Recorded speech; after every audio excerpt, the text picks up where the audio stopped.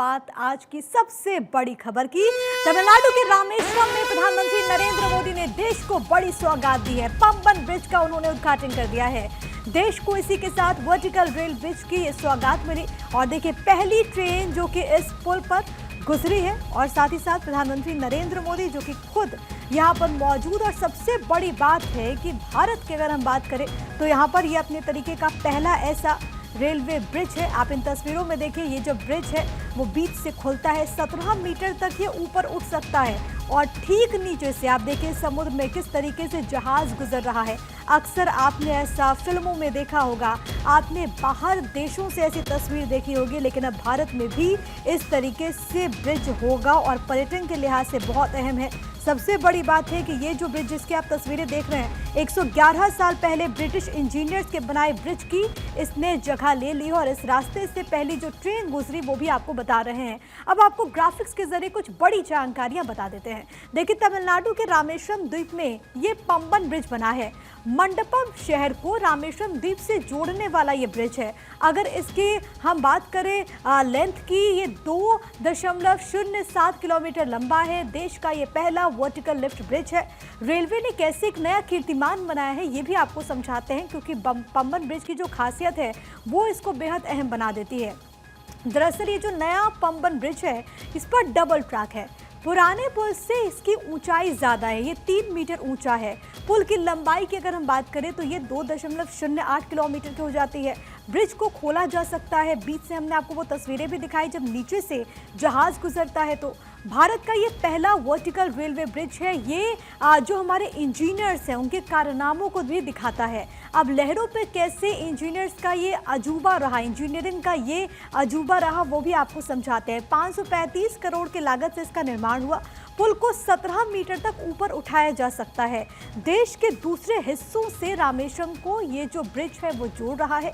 रामेश्वरम से देश को प्रधानमंत्री ने बड़ी सौगात दी, क्योंकि आज जब पीएम वहां पर पहुंचे तो 8,300 करोड़ रुपए की परियोजनाओं की सौगात दी। इसमें रेल परियोजनाएं, सड़क परियोजनाएं शुमार हैं। इसमें NH40 की अगर बात करें तो 28 किलोमीटर लंबे 4 लेन का शिलान्यास हुआ। इसी तरीके से NH332 में 29 किलोमीटर लंबे 4 लेन का शिलान्यास शामिल है। NH32 की बात करें तो 57 किलोमीटर पूंडियन कुप्पम सतनाथपुरम खंड का विस्तार भी इसमें शामिल है। तो ये बड़ी सौगातें प्रधानमंत्री नरेंद्र मोदी की तरफ से आज देश की जनता को दी गई। और सबसे बड़ी बात है कि प्रधानमंत्री ने ये जो सौगात दी, आप सोचिए रेलवे की तरफ से जिस तरीके से 6 साल का लंबा वक्त लगा, क्योंकि साल 2019 में प्रधानमंत्री ने ही कन्याकुमारी में इसकी नींव रखी थी और उसके बाद से कार्य लगातार शुरू हुआ। पहला पंबन ब्रिज दरअसल 1914 में ब्रिटिश इंजीनियर्स ने बनाया था और उसके बाद 2019 में फरवरी के महीने में नए तकनीक और मजबूत पंबन ब्रिज के निर्माण को मंजूरी मिली। और सबसे बड़ी बात है कि समुद्र में खुलकर जहाज़ों को रास्ता देता था, लेकिन समुद्री माहौल से नुकसान और बढ़ते ट्रैफिक को देखते हुए सरकार की तरफ से मंजूरी ये दी गई कि साल 2019 में नए सिरे से इसका निर्माण होगा और प्रधानमंत्री नरेंद्र मोदी ने खुद इसकी नींव रखी।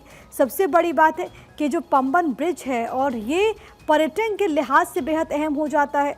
सबसे बड़ी बात है कि ऊपर से यहाँ से ट्रेन गुजरेगी, नीचे से जहाज़, किसानों और इसके अलावा जो अलग अलग इंडस्ट्रीज़ हैं, चाहे वो चमड़ा उद्योग हो, लघु उद्योग हो, उनको फ़ायदा मिलेगा। पंबन ब्रिज का सांस्कृतिक महत्व है। रामायण के अनुसार भगवान राम की सेना ने राम सेतु का निर्माण रामेश्वरम के नज़दीक धनुषकोडी से शुरू किया था।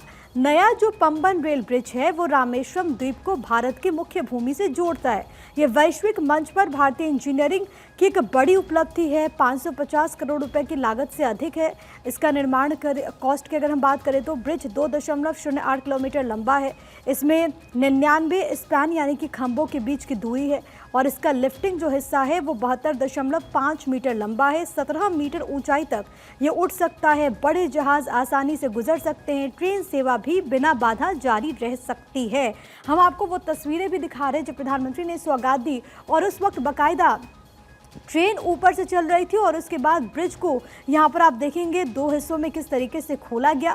17 मीटर तक ये जो ब्रिज है वो खुल सकता है। और सबसे बड़ी बात है कि जब यहाँ पर प्रधानमंत्री पहुँचते हैं तो जब इसका उद्घाटन हुआ उसके बाद दोनों तरफ से जब ये ब्रिज का हिस्सा खुला, नीचे से आप देखेंगे, ये देखिए जहाज यहाँ से गुजर रहा है।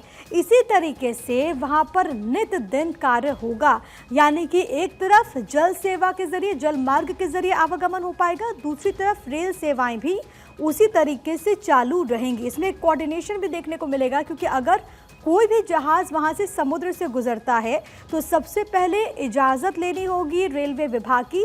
और अभी तक जो जानकारी है वो ये कि 2 घंटे पहले आपको मूवमेंट के बारे में इन्फॉर्म करना होगा, सूचना देनी होगी, और उसके बाद उस वक्त पर रेलवे की तरफ से उस पूरे हिस्से को खोला जाएगा ताकि जो जहाज़ है वो वहाँ से गुजर सके और उस वक्त उस रूट पर किसी भी ट्रेन का परिचालन नहीं होगा।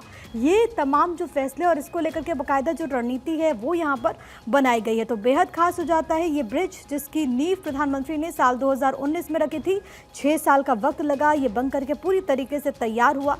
पंबन द्वीप को भारत की मुख्य भूमि तमिलनाडु के मंडपम से जोड़ता है और भविष्य को ध्यान में रखते हुए डबल ट्रैक और हाई स्पीड ट्रेन के लिए डिज़ाइन किया गया। स्टील से बने नए ब्रिज पर पॉलीसिलोक्सेन कोटिंग की गई है, जो कि इसे जंग और समुद्र के नमकीन पानी से बचाएगी। पुराना पुल दरअसल साल 2022 में जंग लगने की वजह से बंद कर दिया गया था। रामेश्वरम और मंडपम के बीच जो रेल कनेक्टिविटी थी वो कहीं ना कहीं प्रभावित हुई थी, वो खत्म हो गई थी, लेकिन अब एक बार फिर से शुरू हो रही है।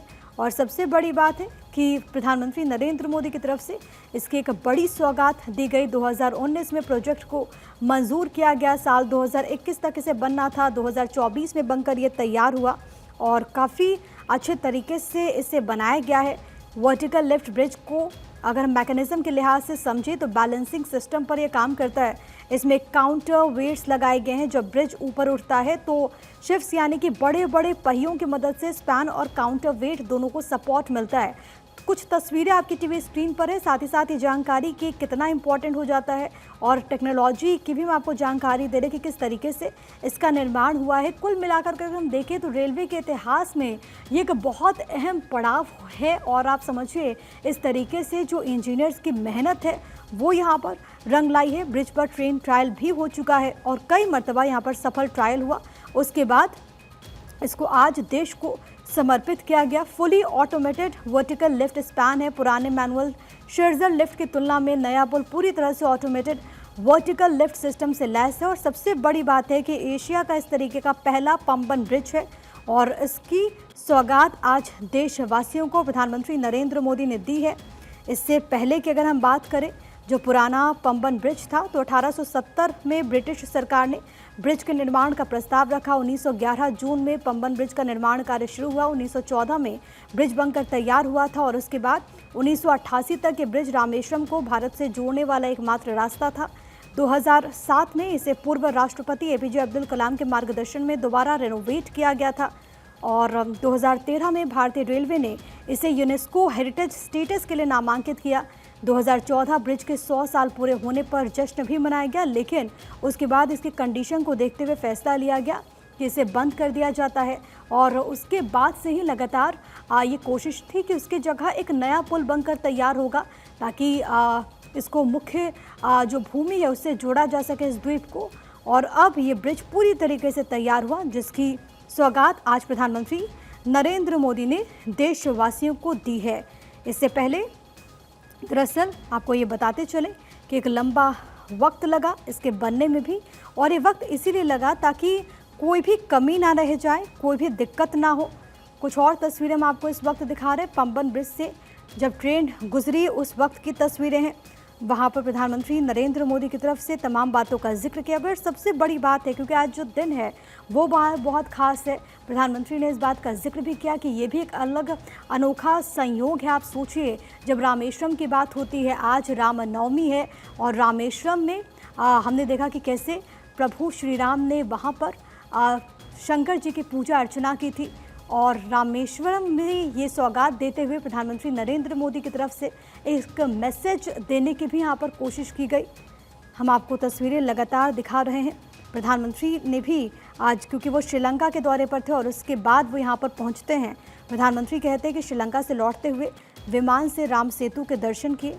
ये तभी हुआ जब अयोध्या के राम मंदिर में रामलला का सूर्य तिलक हो रहा था। तो आज का दिन बहुत खास है और आज आप देखेंगे किस तरीके से अयोध्या से लेकर के रामेश्वरम तक आज के दिन अलग अलग तस्वीरें सामने आ रही हैं, बेहद खास तस्वीरें सामने आ रही है। एक तरफ आस्था का समागम है तो दूसरी तरफ विकास की रफ्तार किस तरीके से देश को आगे बढ़ा रही है निरंतर, वो आप देख रहे हैं। रामनाथ स्वामी मंदिर इस वक्त प्रधानमंत्री पहुंच चुके हैं। कुछ मिनटों में वो तस्वीरें भी सामने आ जाएगी तो भारत 24 आप तक वो तस्वीरें भी पहुंचाएगा। प्रधानमंत्री इससे पहले भी यहाँ पर पहुँच चुके हैं।